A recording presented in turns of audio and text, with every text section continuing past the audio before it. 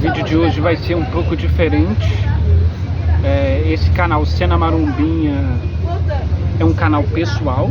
Tem muito do meu lifestyle, do meu treino, né? Porque eu vivo essa parada, então tem esse target da calistenia, do fitness, sabe? Essa coisa da estética, do shape, tem isso. Mas também é pessoal, ou seja, eu vou vir aqui falar de coisas com um cunho filosófico, psicológico, social, no meu ponto de vista, óbvio, sobre a minha percepção subjetiva sobre o mundo. E hoje eu encontrei um colega meu que eu considero ele muito, né? E ele deu um testemunho, cara. Ele é um evangélico cada vez mais praticante, né? Ele é um cara que está cada vez mais recluso da vida mundana e cada vez mais alinhado ao que ele chamaria de propósito de Deus. Então ele deu um testemunho dele e começou a dar alguns ensinamentos bíblicos e tal, e eu, como um bom ouvinte, escuto e vou postar aqui. Eu gostaria que vocês ouvissem, independente da sua religião, entenda essa mensagem como uma boa intenção, uma mensagem de amor. Eu particularmente sou um ateu, mas eu digo que eu sou um ateu não praticante, porque eu não prego ateísmo. Eu respeito muito as religiões e torço muito para que, sim, seja verdade e exista um Deus. Deixando claro a minha posição, né? Mas, como eu disse, eu sou um não praticante, eu não defendo essa posição e eu não prego isso.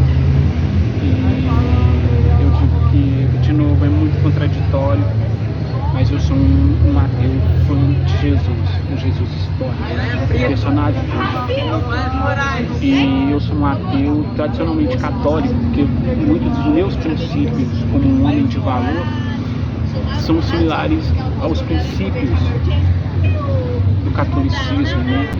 Eu respeito muito e procuro saber muito, cara. Espontaneamente eu consumo muito conteúdo a respeito de religiões, né? Com o Luiz Felipe Pondé, Leandro Carnal, o Marcelo Cortella, eu sou fã do Padre Fábio de Mello, então, do Caio Fábio, sabe? Então, e estou aberto a revelações. Então, eu sou um ateu não praticante no sentido que eu não levanto bandeira. Quem sou eu, né? Eu nasci em 2000, quem sou eu? Não sou ninguém para afirmar, sabe? E chegar aqui e falar, olha, isso existe, aquilo não existe, sabe? Não sou ninguém.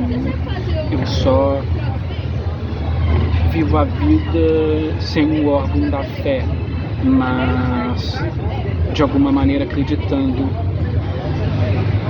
na possibilidade de milagres e aberto a qualquer toque divino, alguma revelação, não sei, entendeu? Então tenho uma mente fechada, eu estou aberto a escutar. Então eu escuto o testemunho de Jeová quando vem falar comigo, eu escuto evangélico quando vem falar comigo, eu escuto católico quando vem falar comigo, eu escuto ateu quando vem falar comigo, entendeu? Obrigado, saiu notório. As pessoas duvidam assim muito sobre a criação, sobre a existência de Deus, tudo. Mas só que hoje os cientistas comprovam muitas coisas que se encontram na Bíblia. Fatos científicos e biológicos que aconteceram no tempo e que é registrado na Bíblia. Igual aquilo que eu estava falando com você sobre o dilúvio. Que a Bíblia fala que a fonte das águas chegaram a alguns côvados mais altos do topo mais alto da Terra. E hoje nós sabemos que é o Monte Everest.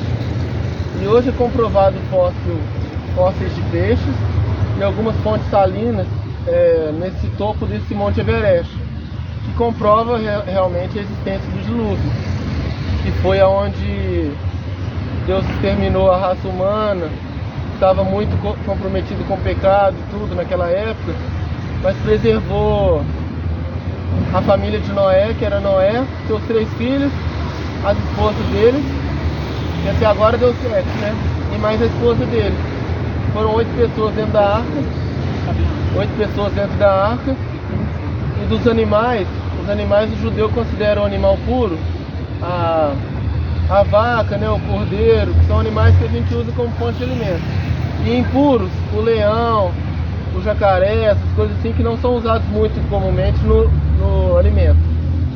Então entraram 7 pares de animais puros e 2 pares e um par de animal impuro de cada espécie, ou seja, um par de leão e 7 pares de cordeiro, 14 cordeiros. E foi assim, e é comprovado hoje que aconteceu esse dilúvio mesmo, porque no Monte Everest encontra salinas de vestígios do mar e fósseis de peixe. Eu estava falando também sobre Sodoma e Gomorra, que é no Oriente Médio. Lá no Oriente Médio existiam 2 cidades também que depois de Noé e tudo já estavam comprometidas do pecado e tudo. E o que aconteceu? Deus tirou Ló de lá, que era parente de Abraão, Ló e suas 2 filhas, e Deus mandou fogo ali e enxofre, queimando aquela cidade. Aí muitos falam assim, é mentira. Mas se você for lá em Sodoma e Gomorra hoje, na região, se você for buscar arqueologicamente lá, você não vai encontrar nenhum vulcão nas redondezas. O vulcão ele libera na natureza um enxofre, né? E coisas parecidas, elementos químicos parecidos. Mas só que ali não tinha. Mas você vai achar para todo lado enxofre, vestígios de enxofre. E isso também já foi comprovado na ciência hoje, comprovando mais uma vez a Bíblia. E esse arco-íris aí que é muito usado hoje em coisas do movimento LGBT e tudo, mas o arco-íris ele é mais do que isso, muito mais. O arco-íris ele simboliza na Bíblia que ele é o arco de Deus, tipo assim, que está em cima do trono de Deus. E Deus falou assim que ia fazer uma aliança com os seres humanos, mostrando que não ia mandar mais o dilúvio. E hoje, assim que acontece uma chuva, que bate o sol, você vê o arco-íris lá. Com uma aliança com Deus, com a humanidade. E principalmente também, todo mundo fala sobre... ninguém entende como funciona os princípios de salvação, o que Jesus Cristo fez por nós. Já é um outro assunto que eu queria entrar também. É que a Bíblia fala que Jesus Cristo, ele sendo Filho de Deus, Deus mandou o seu único filho, João 3,16, né? Deus enviou o seu único filho para aquele que todo que nele crê, enviou para ele que morresse, para que todo aquele que nele crê não pereça, mas tenha a vida eterna. E Jesus Cristo veio, antigamente, no Antigo Testamento, foi dada uma lei, não peca, não rouba. Mas só que a nossa natureza carnal, descendentes de Adão, ela já é inclinada naturalmente para o pecado. Tanto que o que a gente vê da geração humana hoje é morte, é ira, guerra, tudo naturalmente da nossa carne humana. Mas só que Jesus Cristo veio para mudar isso. Através de Jesus Cristo, a gente começa a crer nele, e ele é o caminho que nos torna de volta a Deus. E o Espírito Santo, são 3, mas eles são um ao mesmo tempo. E o Espírito Santo começa a trabalhar no nosso interior, e a nossa natureza não é mais carnal, mas ela é espiritual. E os frutos do Espírito, a Bíblia fala em Gálatas do capítulo 5, que são amor, paz, longanimidade, perdão, gozo, temperança, que é o domínio próprio. Através desses frutos, a pessoa começa a ter o domínio próprio. Tipo assim, ela já não é mais escrava do pecado. Ela não precisa mais suprir o vazio dela com álcool, com prostituição, com coisas assim, que até mesmo vai nos destruindo. A gente acha que preencheu ali, mas algum tempo depois você já está vazio. E isso é uma coisa assim que vai nos destruindo. Então o Espírito Santo ele veio também para preencher esse vazio, porque Jesus Cristo falou assim: a paz que eu vos dou, o mundo não tem para dar. Tem uma aula aqui. Bom? E a paz que o mundo tem para dar é uma paz tipo assim: o país de Israel está em guerra, mas o Brasil não está em guerra. Então aqui é considerado um país com paz. Mas a paz em Jesus Cristo ela é uma paz no meio da guerra.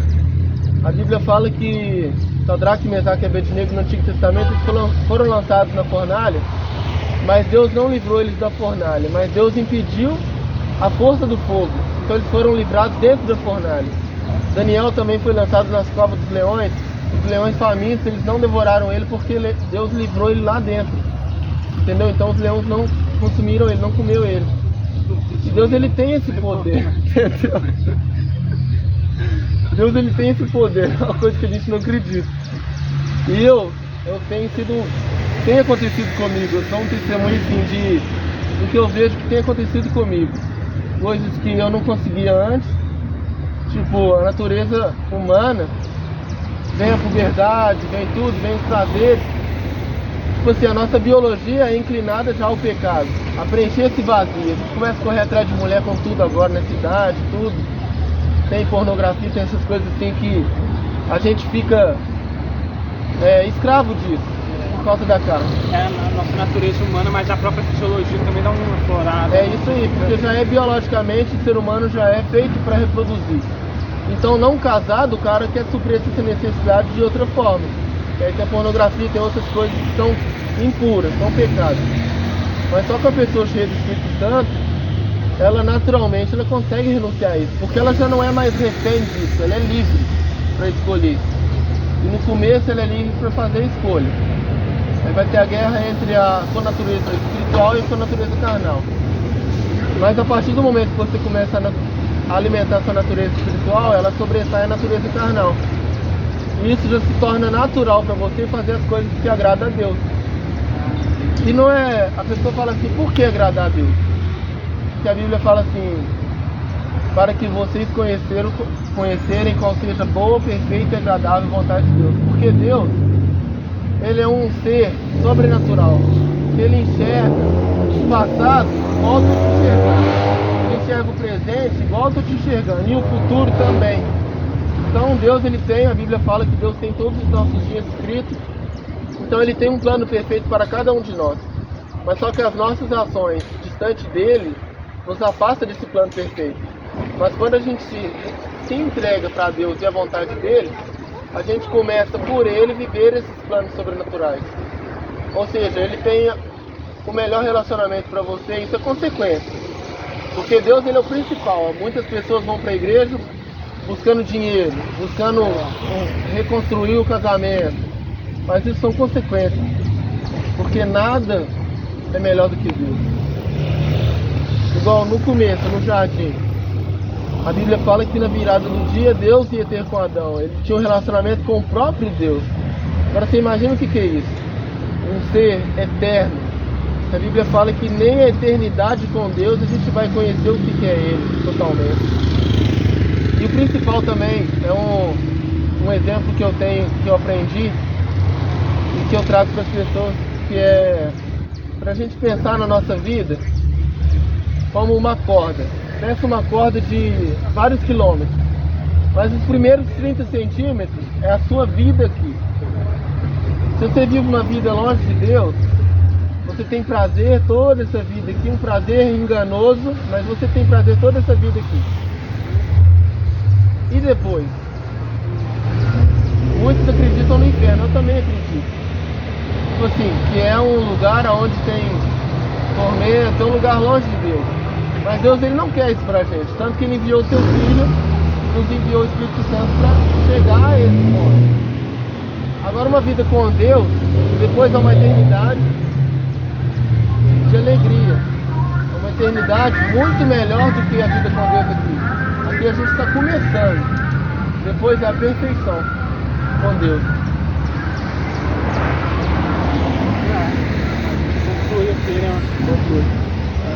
De testemunho. É o meu testemunho e a visão que eu aprendi sobre a palavra. Se as pessoas tiverem dúvida, conhecer e buscar uma igreja. Se quiser a salvação, aceitar Jesus Cristo como seu único suficiente Salvador, falar que é o melhor caminho.